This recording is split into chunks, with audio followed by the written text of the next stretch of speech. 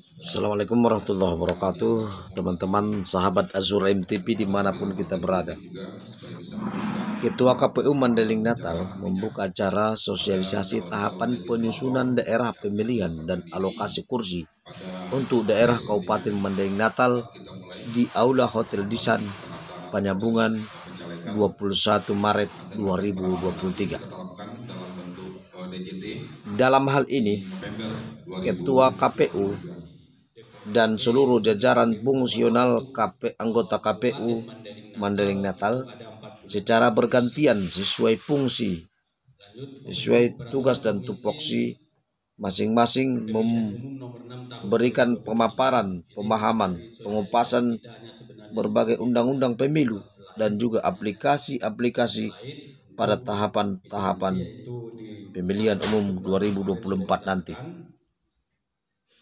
Sebagaimana pada umumnya, peserta pemilu adalah para pengurus partai politik yang terdiri dari 18 partai politik yang lolos verifikasi KPU pusat. Ada sebanyak 18 partai politik yang sudah dinyatakan oleh KPU pusat lolos peserta pemilu 2024. Pada acara sosialisasi penyusunan daerah pemilihan ini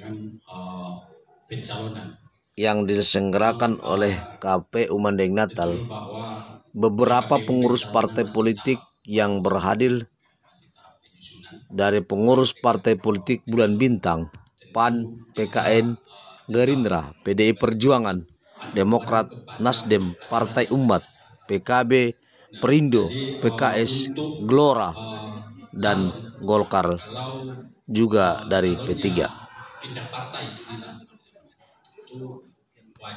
Selain dari pengurus partai politik, tampak hadir juga pada acara sosialisasi tersebut, yaitu dari jajaran pemerintahan Kabupaten Mandailing Natal, yaitu Asisten 2, dan juga dari jajaran Forkopimda Kabupaten Mandailing Natal, dari Kejaksaan Kepolisian, dan juga tampak hadir beberapa ormas, perwakilan ormas yang ada di Kabupaten Mandailing Natal, dan juga dari Panwas Kabupaten Mandailing Natal.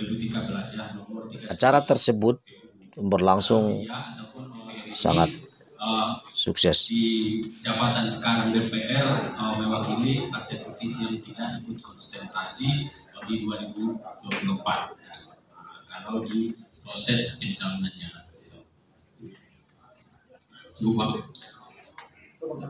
Baik.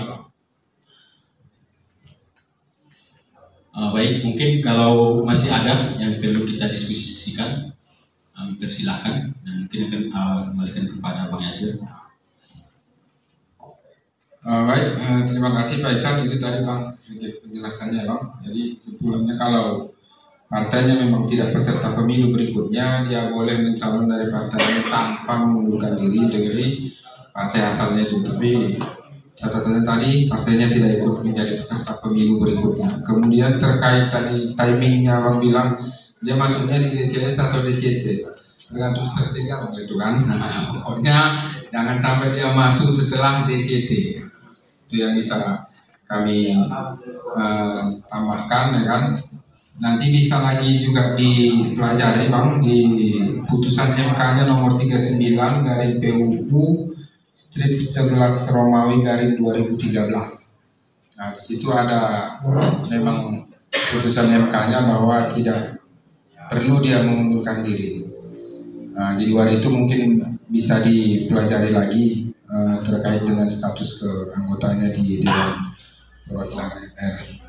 Baik, masih ada lagi kira-kira pertanyaan? Baik, terima kasih. Bismillahirrahmanirrahim. Assalamualaikum warahmatullahi wabarakatuh. Untuk mempertimbangkan waktu, mukadimah saya tumpangkan sama moderator. Di sini pertanyaan saya hanya sedikit. Yang pertama, di sini kita membahas PKPU nomor 6 tahun 2003. Alhamdulillah kita sudah sama-sama paham baik dalam mekanisme pencalekan ataupun tentang alokasi kursi di khususnya Mandailing Natal. Yang saya tanyakan di sini Bang, kapankah pendaftaran partai itu dibuka khususnya di Kabupaten Negeri Natal. Apakah ada pendaftaran ulang lagi atau itu memang dari pusat? Itu yang pertama. Yang kedua, kita kan sebagai partai baru pengen juga meminta database baik dia khususnya DPT dan juga TPS. Kapankah itu bisa kiranya kami surati KPU Mandailing Natal untuk pemilu tahun 2024? Itu yang kedua Bang ya.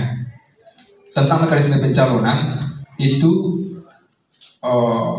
mekanismenya nanti apakah seperti silon sipol atau bentar lagi kita manual?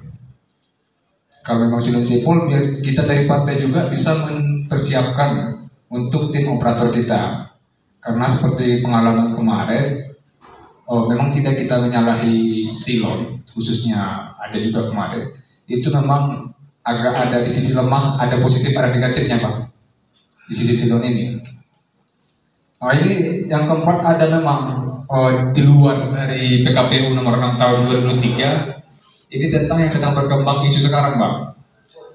Apakah itu, sekarang gini, di MK kan itu masih tarik-tarikan. Apakah dia proporsional terbuka atau tertutup? Seandainya ini pandangan kita, ini sekedar diskusi Bang ya, terjadi proporsional terbuka, bagaimanakah sistem mekanisme pencalekannya? Apakah hanya partai yang mendaftarkan atau bagaimana? Mungkin terima kasih.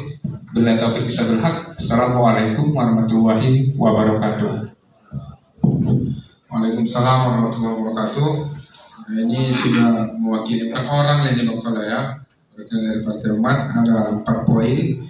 Yang pertama tentang pendaftaran partai di tingkat kabupaten sebagai peserta pemilu, apakah ini ada atau tidak, kemudian kapan bisa didapat data yang mungkin diperlukan oleh partai seperti data DPT, TPS dan lain-lain. Kemudian yang ketiga mekanisme pencalonan anggota DPRD maksudnya Bang ya, apakah dia masih memakai sistem manual atau ada aplikasi khusus.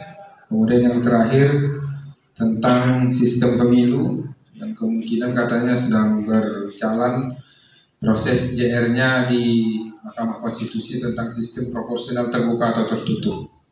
Jika nanti terbuka atau tertutup seperti apa mekanismenya, apakah ada perubahan? Baik, izin pada kawan-kawan sekalian, ini ada satu yang mungkin bisa kami sampaikan, yang lain mungkin ada divisi data yang untuk lebih jelasnya kan. Tentang pendaftaran partai peserta pemilu ini Bang dilaksanakan nasional. Dia di RI, di KPU RI. Jadi tidak ada pendaftaran peserta pemilu untuk partai politik di tingkat kabupaten kota. Makanya ada beberapa partai yang tidak lulus administrasi di Madinah, tapi dia lulus nasional, dia tetap menjadi peserta pemilu di Mandailing Natal. Contoh kemarin kan ada PKN, kan tidak ada di Mandailing Natal waktu verifikasi partai ya.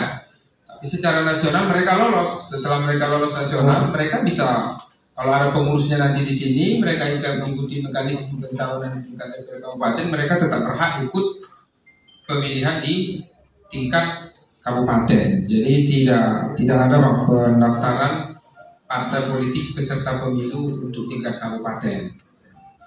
Itu mungkin yang bisa kami sampaikan di sini. Yang kemudian untuk seterusnya akan ada yang kami ucapkan kepada para undangan yang sudah memenuhi undangan kami pada acara sore hari ini. Mudah-mudahan kita tetap senantiasa dalam keridhaan, petunjuk dan rahmat dari Allah Subhanahu wa taala, Tuhan yang Maha Kuasa, khususnya bagi kita yang muslim untuk bisa lebih mempersiapkan diri dalam menyambut bulan suci Ramadan dan melaksanakan ibadah-ibadah yang lainnya. Mudah-mudahan Kabupaten Mandailing Natal bisa menjadi kabupaten percontohan di Sumatera Utara dalam pemilu tahun 2024 nantinya. Terima kasih sekali lagi dengan melapaskan alhamdulillahirabbil cara sosialisasi tahapan penyusunan daerah pemilihan dan alokasi kursi untuk Kabupaten Mandailing Natal secara resmi kita tutup. Sekian, kami akhiri. Assalamualaikum warahmatullahi wabarakatuh.